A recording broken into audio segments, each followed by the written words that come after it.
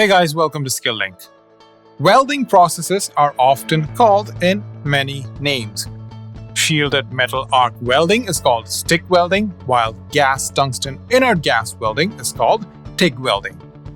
Similarly, exothermic welding is called thermit welding. Thermit welding is a type of welding procedure which uses molten metal to join two thick bars of metal. Thermit welding is most commonly used in welding two separate rails in train tracks. Unlike most other processes of welding that we've discussed up until now, thermit welding does not use any electricity for welding. This makes it suitable for welding work at remote locations. The heat required for welding is mostly created by exothermic chemical reactions. The most commonly used exothermic reaction involves aluminum dust and oxides of any other metal. Aluminum dust reduces the oxide of another metal as pure aluminum is highly reactive.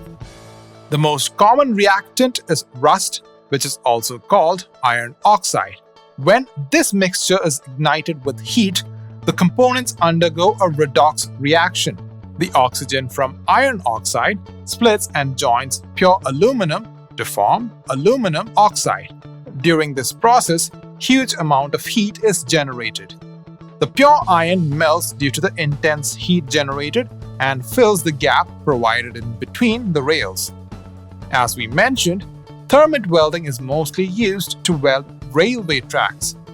One of the first railroads to identify and use thermit welding was the Delaware and Hudson Railroad of the United States in 1935. The weld quality of chemically pure thermite is low due to the low heat penetration into the joining metals.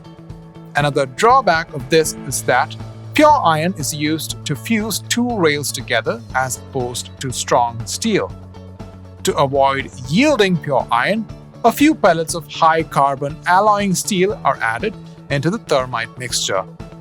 To get a proper railroad weld, the ends of the rails being welded are preheated with the help of a gas torch till they start to glow in orange color.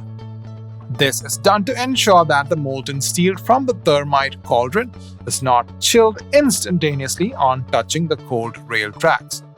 The welding process is as follows.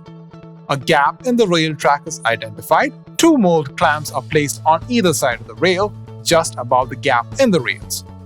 The entire mold is then sealed properly with packing sand to prevent leaking of the molten metal. Slag basins are provided on both the sides of the mold to collect excess metal and prevent overflow. The entire thing is then heated with the help of a gas torch to get them heated up. They are heated till they become red hot. A metal container or crucible is then placed over the mold. This container is filled with thermite. The entire mixture is then ignited, which causes a rapid exothermic reaction to occur. The heat causes molten metal to flow through the mold and settle down on the slag basin. Once the exothermic reaction in the crucible settles down, it is removed. The packing sand, slag basin, the mold, and the clamps are all removed. The main reason why this procedure is used in rail tracks is due to the remote location of rail tracks. The same welding work can be done with electro-slag welding too, but carrying all the bulky equipment around for long distances is not very feasible. Finding a suitable power source is also a hard thing. This is the reason why thermit welding is preferred in this case. Well, that's it for this video, guys. We'll meet again in the next one. Until then, bye!